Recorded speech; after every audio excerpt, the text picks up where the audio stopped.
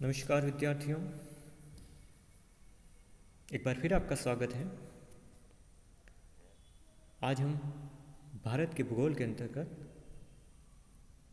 भौतिक स्वरूप का अध्ययन करेंगे। भौतिक स्वरूप के अंतर्गत भी पहले दो भागों का अध्ययन हमने कर लिया था, हिमालय पर्वत का और उत्तर के विशाल मैदानों का। तीसरा हमारा है, आज का टॉपिक है वो प्रायद्वीपीय पठार। तो भारत के भूगोल के अंतर्गत प्रायद्वीपीय पठार का अध्ययन करेंगे। अब इसके नाम से स्पष्ट है प्रायद्वीपीय पठार, यानी प्रायद्वीप के रूप में फैला हुआ। यह पठार उत्तर के विशाल मैदान के दक्षिण में त्रिभुजाकार रूप में फैला हुआ है। किस रूप में है? त्रिभुज के आकार में फैला हुआ।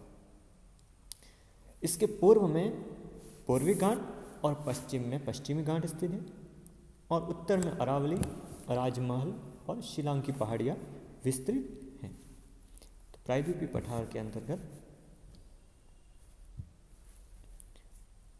देखा जाए तो इसका विस्तार की बात की जाए, प्रायद्वीपीय पठार के विस्तार की, तो दक्षिण पूर्वी राजस्थान, मध्य प्रदेश, पश्चिमी आंध्र प्रदेश, उड़ीसा, झारखंड, महाराष्ट्र,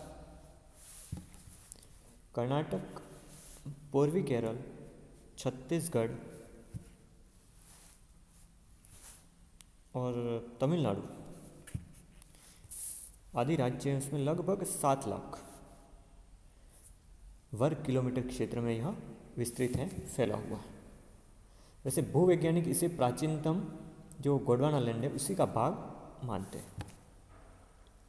इस पठार की, जो प्रायद्वीपीय पठार है, उसकी औसत ऊंचाई की बात की जाए तो 600 से 900 मीटर है। औसत ऊंचाई है इसकी 600 मीटर से 900 मीटर इसकी औसत ऊंचाई है। किसकी? प्रायद्वीपीय पठार की। तो इस तरह प्रायद्वीपीय पठार की औसत ऊंचाई 600 मीटर से 900 मीटर के मध्य। इसका ढाल है वो पूर्व और दक्षिण पूर्व की ओर है। इसका ढाल पूर्व और दक्षिण पूर्व की ओर विशेष रूप से है। इस संपूर्ण प्रदेश को भूआकृतिक विविधता के कारण निम्नांकित उपभागों में बांटा, क्योंकि ये 7 लाख वर्ग किलोमीटर क्षेत्र में फैला हुआ है, तो उसके उपभाग भी हैं। तो ये उपभाग निम्नांकित है। प्रायद्वीपीय पठार को निम्नांकित उपभागों में बांटा जा सकता है। तो पहला भाग है हमारा थार का मरुस्थल। जैसे थार का मरुस्थल है वो वर्तमान में अलग परिस्थितियां प्रस्तुत कर रहा है, लेकिन इसी का भाग माना जाता है प्रायद्वीपीय पठार का, क्योंकि भूवैज्ञानिक दृष्टि से थार का मरुस्थल और दक्कन के पठार में अनेक समानता है। यह अरावली की पश्चिम में एक बंजर भूमि के रूप में फैला हुआ है और यहाँ भौतिक अपक्षय अधिक होता है। थार के मरुस्थल में लवणीय मृदा मिलती है और खनिजों की बात की जाए तो यहाँ लिग्नाइट मिलता है। नवीन खोज के बाद जैसलमेर और बाड़मेर में प्राकृतिक गैस और पेट्रोलियम के भंडार भी मिले। तो इस तरह पहला भाग है हमारा थार का मरुस्थल। दूसरा भाग है हमारा अरावली पर्वत श्रेणी। यह पठार के उत्तर पश्चिम में स्थित देश की सबसे प्राचीन पर्वत श्रेणी, प्राचीनतम पर्वत श्रेणी है और इसका उद्भव कैम्ब्रियन काल में हुआ था। इसका विस्तार दिल्ली से दक्षिण पश्चिम में गुजरात तक है। ठीक है, दिल्ली से होता हुआ ये गुजरात तक फैली हुई पहाड़ियाँ। यह पर्वत लंबे समय तक अपरदनकारी शक्तियों द्वारा प्रभावित रहा, जिसके कारण वर्तमान में यह एक अवशिष्ट पर्वत के रूप में, अरावली पर्वत है वो अवशिष्ट पर्वत के रूप में विद्यमान है।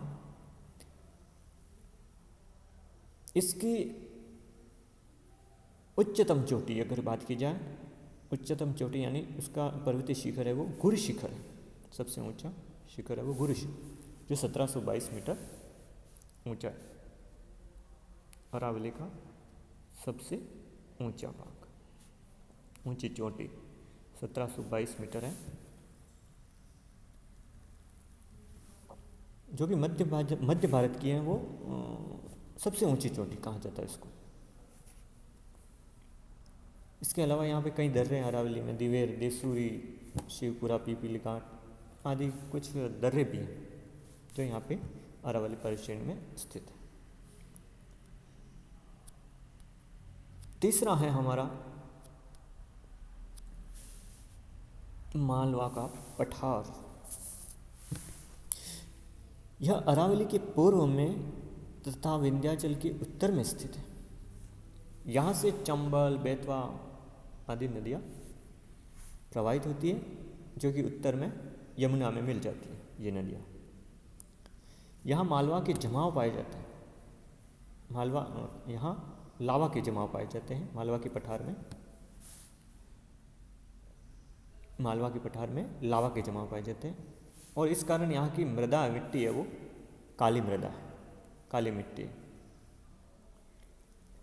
यहाँ से बहने वाली और नदियाँ हैं वो माही, पार्वती, काली सिंध आदि नदियाँ हैं।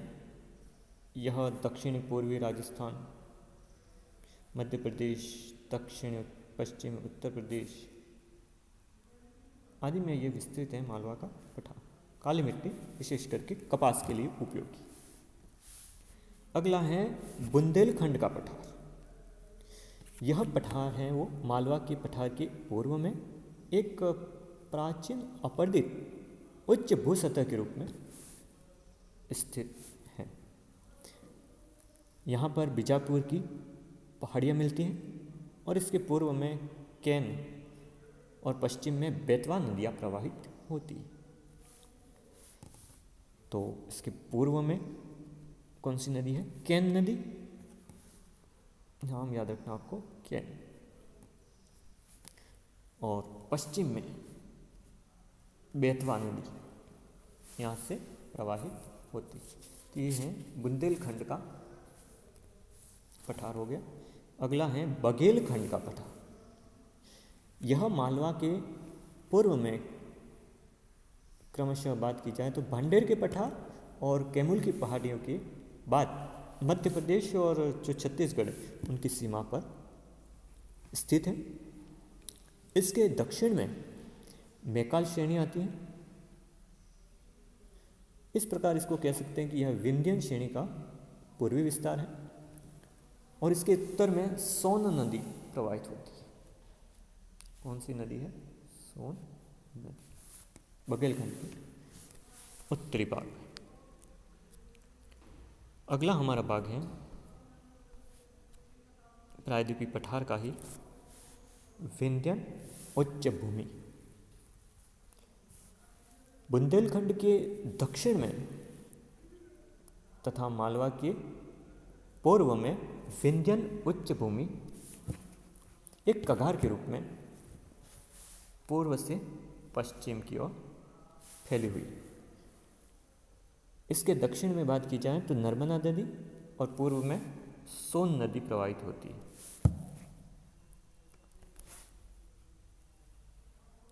इस वर्ग की अगर प्रमुख श्रेणियों की बात की जाए तो कैमूर, रीवा और भांडेर का पठार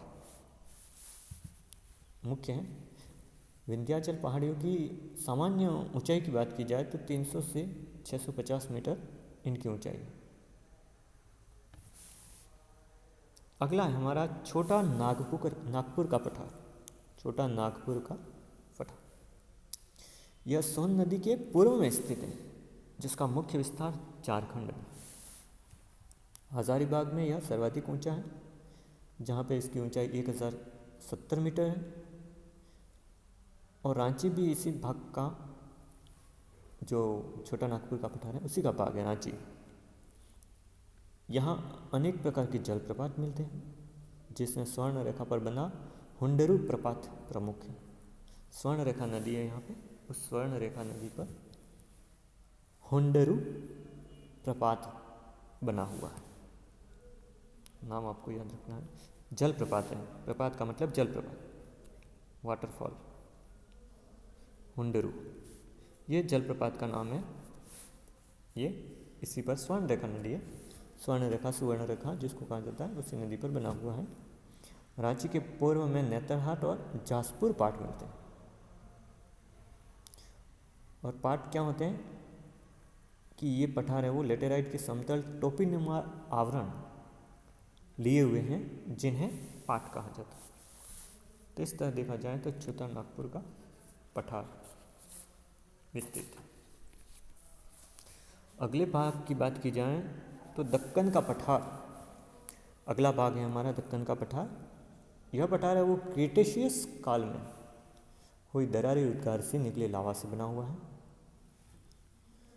यह पठार है वो प्रायद्वीप भारत के बहुत बड़े भाग में फैला हुआ है, जिसका विस्तार है उत्तर में सतपुड़ा, मैकाल श्रेणी, नर्मदा और ताप्ती घाटियों के मध्य स्थित है।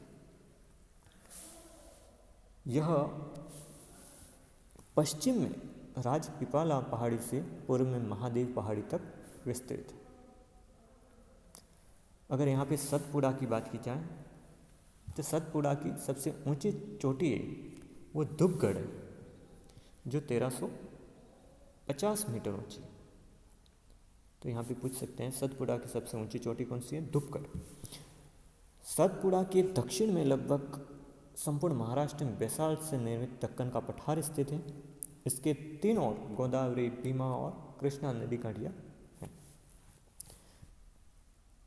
दक्कन के पठार के उत्तर में अजंता की पहाड़ियाँ और उत्तर पूर्व में सतमाला की पहाड़ियाँ स्थित है। इस तरह ये दक्कन का पठार हुआ। अगला हमारा कर्नाटक, यहाँ कह सकते हैं मैसूर का पठार। कर्नाटक का पठार यहाँ मैसूर का पठार।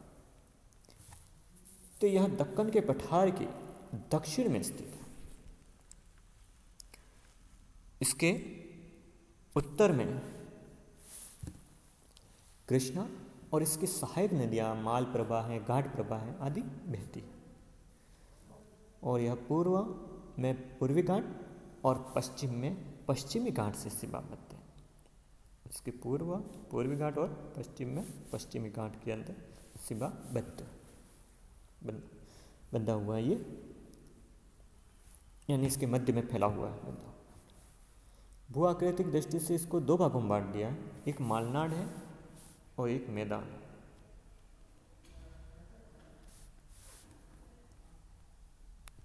मालनाड और मैदान दो भागों में बांट दिया। तो दोनों भाग आपको याद रखने हैं, दोनों उपभाग हैं इसके, कर्नाटक या मैसूर के पठार के। तो मालनाड है वो पर्वतीय क्षेत्र है जो सघन वनों से ढका हुआ है। ये भाग है वो सघन वनों से ढका हुआ है। इसके उत्तर में सह्याद्री पर्वत स्थित है और बाबा बुदन की पहाड़ियाँ इस क्षेत्र की सबसे ऊंची पहाड़ियाँ हैं, जिसकी ऊंचाई 1935 मीटर है। और यहाँ कहवा यानी कॉफ़ी के बागान है। दूसरा भाग है मैदान। मैदान है वो ग्रेनाइट शैलों का एक निम्न पठार है और यहाँ पे कावेरी नदी प्रवाहित होती है। तो ये दो भाग थे कर्नाटक के पठार या मैसूर के पठार के, जिसको कहा जाता था। अगला है हमारा पश्चिमी घाट। इसको आपको देखना है, पश्चिमी घाट, इसके नाम से समझते हैं कि ये पश्चिम की ओर पश्चिमी घाट। इसका विस्तार ताप्ती नदी के मुहाने से कन्याकुमारी तक है और इसे इस पश्चिमी घाट को ही सह्याद्री पर्वत भी कहा जाता है। ठीक है, सह्याद्री।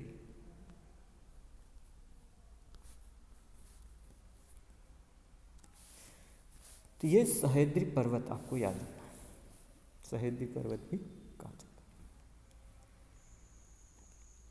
इसका ढाल है वो अरब सागर की ओर है। पश्चिमी घाट का ढाल है वो अरब सागर की ओर और एकदम खड़ा है, तीव्र ढाल, दीवार सदृश। इसे घाट कहा जाता है। एकदम तीव्र दीवार के समान होने के कारण इसको घाट कहा जाता है। सह्याद्री पर्वत दक्षिणी भाग में अधिक कटाफटा है और इसमें 4 दर्रे स्थित हैं, दर्रे, पासेस, दर्रे, जैसे थाल घाट, और बोरघाट जो कि महाराष्ट्र में स्थित है, और पालघाट नीलगिरी के पास, और चौथा है शेनकोट जो कि केरल में स्थित है। तो ये 4 दर्रे हैं, थालघाट, बोरघाट, पालघाट और शेनकोट। ये भी 4 प्रकार के दर्रे यहाँ पे स्थित हैं। सह्याद्री का दक्षिणी भाग पालघाट दर्रे से अलग है। पालघाट के दक्षिण में अन्नामलाई, पालनी और इलायची की पहाड़ियाँ स्थित हैं। अगर यहाँ बात की जाए तो यहाँ दक्षिणी भारत की सबसे ऊंची चोटी है अनाईमोडी, जिसकी ऊंचाई है 2695 मीटर, जो कि अन्नामलाई श्रेणी में स्थित है। तो इस तरह से ये पश्चिमी घाट हुआ। अगला भाग है पूर्वी घाट। इसका विस्तार बंगाल की खाड़ी के लगभग, जो बंगाल की खाड़ी का तट है उसके समानांतर है, और लगभग 1300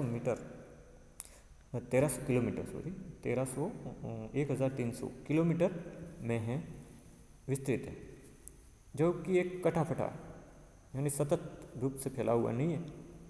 बंगाल की खाड़ी के तट से समानांतर लगभग 1300 किलोमीटर में फैला हुआ है। इसका उत्तरी भाग छत्तीसगढ़ के दक्षिण में दंडकारण्य सीमा पर, उड़ीसा के फुलवनी से आंध्र प्रदेश के एलुरू तक, और दक्षिणी भाग है वो गोदावरी के दक्षिण में नीलगिरी तक है। पूर्वी घाट की अगर सर्वोच्च चोटी की बात की जाए तो यहाँ महेंद्रगिरी वो सर्वोच्च चोटी है, जिसकी ऊंचाई है 1501 मीटर, 1501 मीटर। अगला भाग है हमारा शिलोंग का पठार। शिलोंग का पठार है वो मेघालय में स्थित। यह पठार प्रायद्वीपीय पठार का ही भाग है। ऐसा माना जाता है कि पहले यह सतत रूप में था, जो बाद में अधोभ्रंशन द्वारा पृथक हो गया और बीच में गैप बन गया, यानी खाली जगह बन गई, जिसे राजमहल गारो गैप कहा जाता है।